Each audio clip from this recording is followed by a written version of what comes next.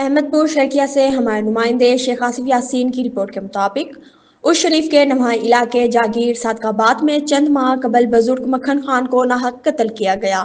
مقتول کے بیٹے عبدالرزاق کی مدعیت میں ملزمان کے خلاف 302 کا مقدمہ درج ہوا۔ متاثرین کا کہنا ہے کہ مقدمے کی میرٹ پر تفتیش نہیں کی گئی۔ 2 ملزمان کی عبوری ضمانتیں منظور ہو کر جیل میں ہے۔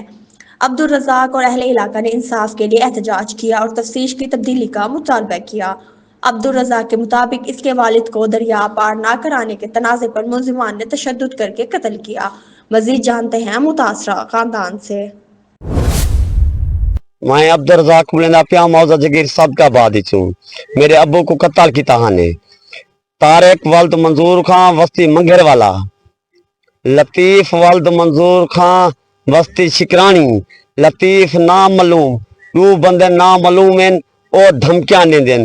انہیں دا پریشان تھیا ہوئے وسطی منگھر والا شرابی لوگ ہیں، اصلی لوگ ہیں۔ 2 بندے پہلے بھی قتل کیتا نے اور میرے ابو کو بھی قتل کیتے نے۔ حکومت خود رلی کری آدن شراب بڑاؤ اسلحہ ویچو، انہیں دے گھر کوئی پریشانی تھی نہ پیا۔